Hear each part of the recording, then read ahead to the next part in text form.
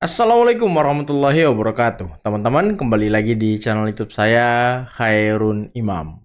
Gimana nih kabar kalian? Semoga kita semua selalu diberi kesehatan, kemudahan, dan juga limpahan rezeki dari Yang Maha Kuasa, teman-teman ya.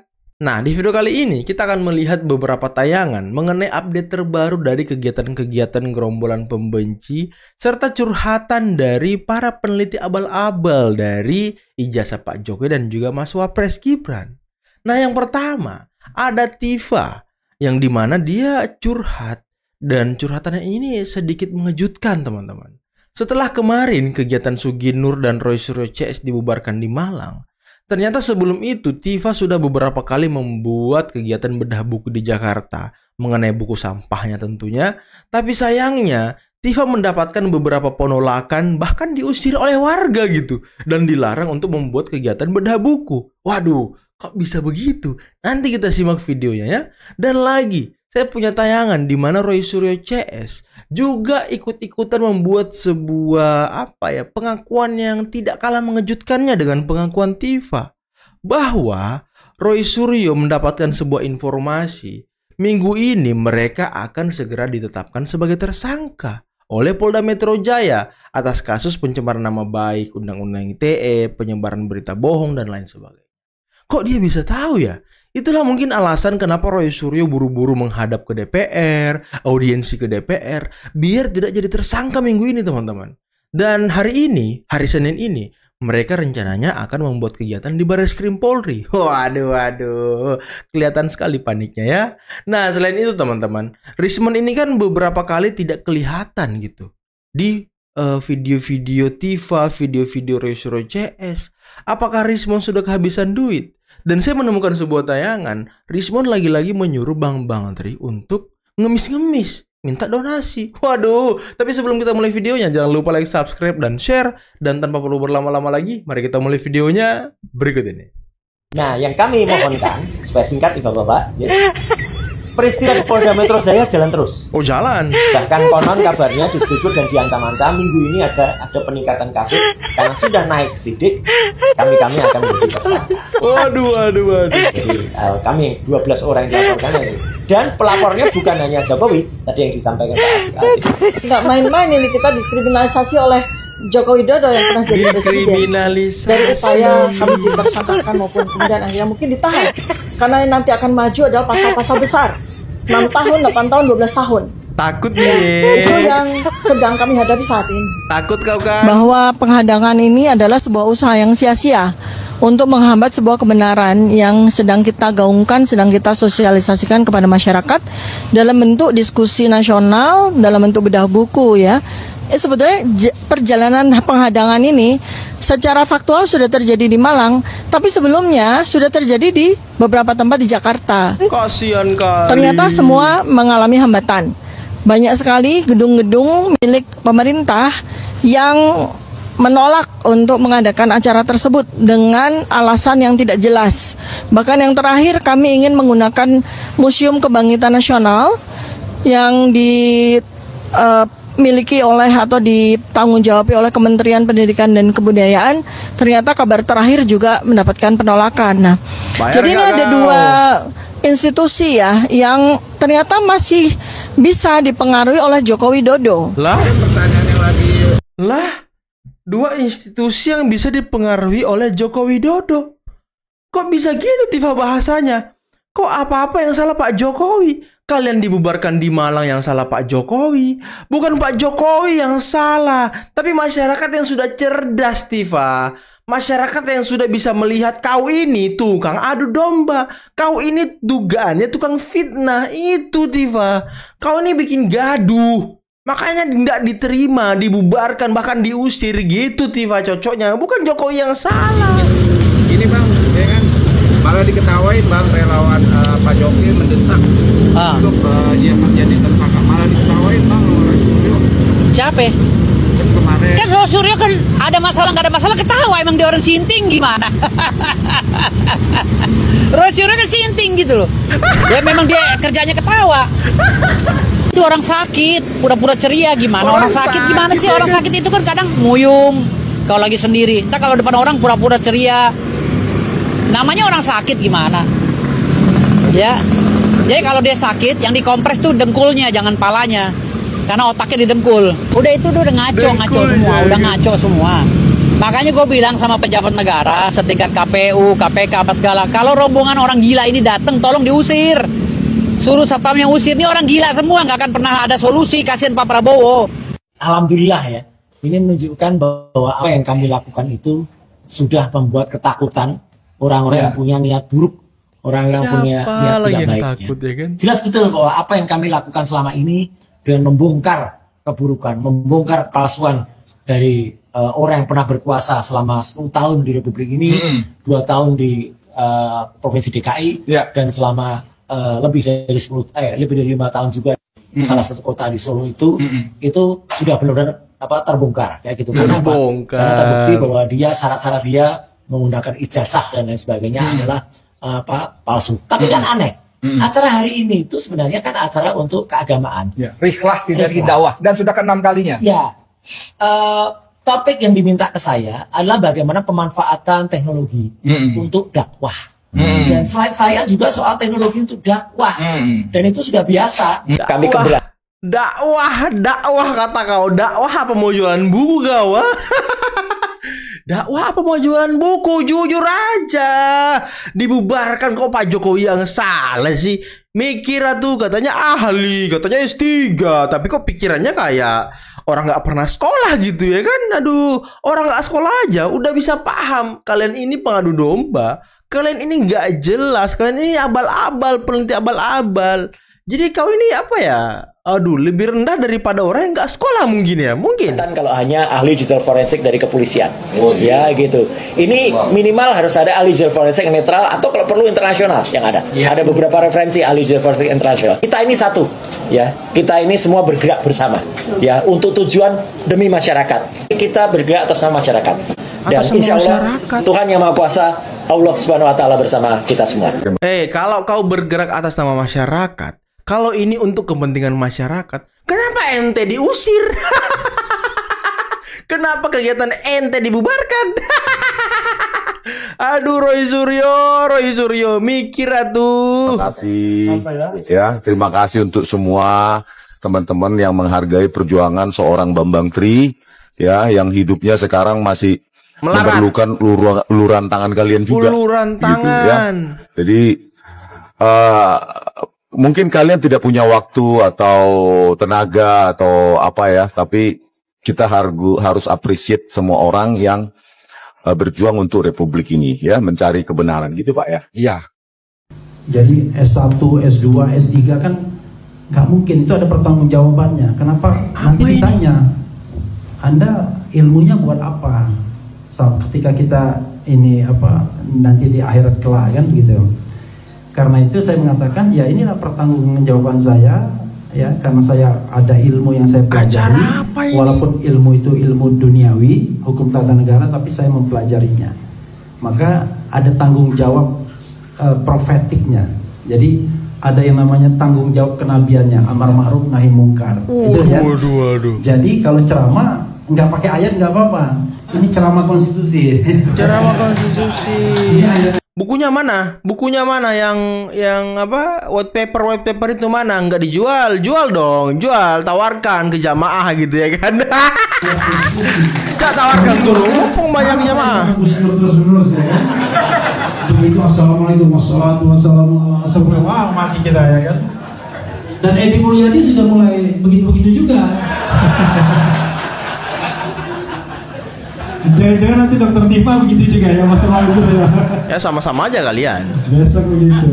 Suka jualan itu saya ingin agama ya kan. Ya, bagaimana tanggung jawab kita sebagai warga negara. Tadi kan sebagai hamba Tuhan ya, yang namanya hablum minallah. Jangan menghina atau merendahkan martabat daripada aparat negara. Bisa membuktikan ijazah itu betul sah dimiliki oleh Pak Jokowi dan asli, maka orang yang mengatakan bahwa ijazah itu tidak asli dan sebagainya itu benar, dia mengatakan mencemarkan nama baik Pak Jokowi.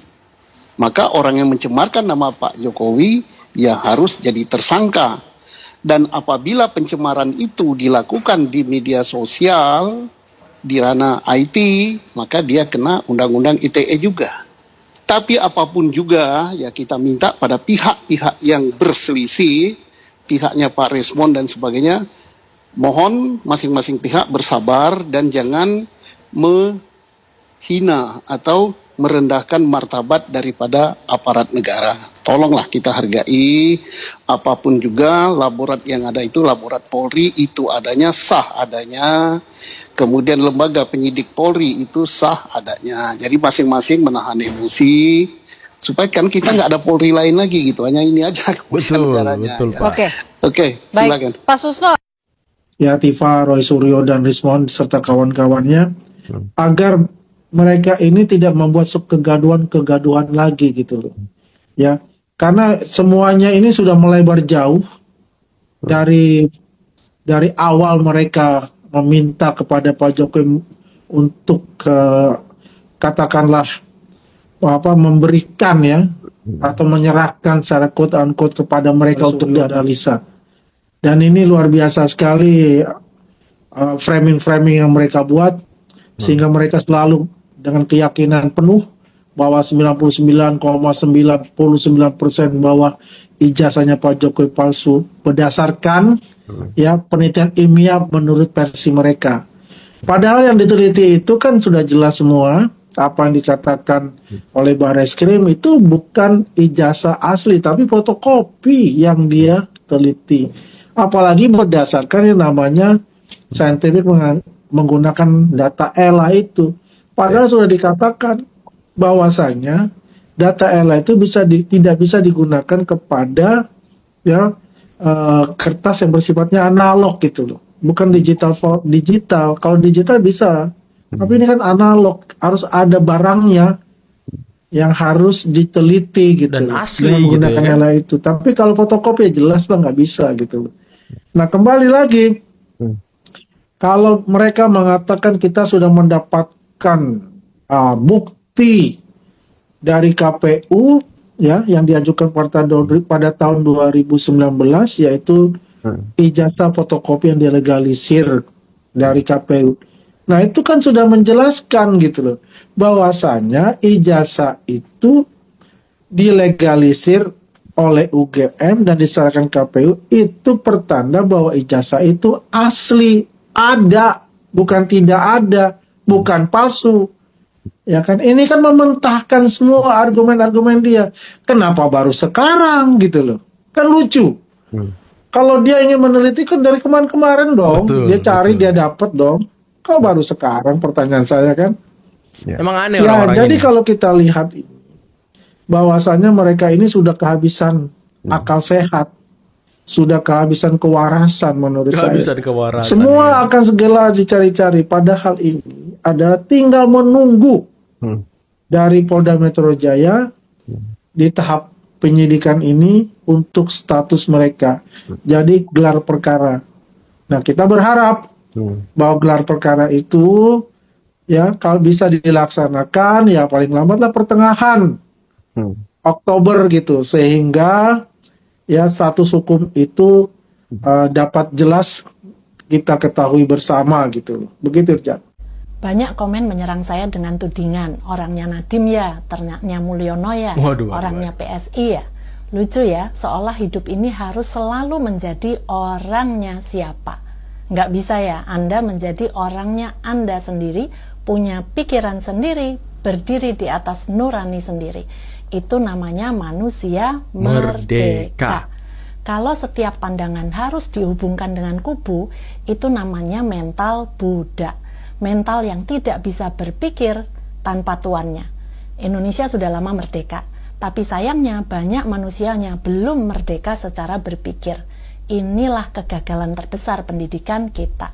Tidak mengajarkan metacognition, berpikir tentang pikirannya sendiri.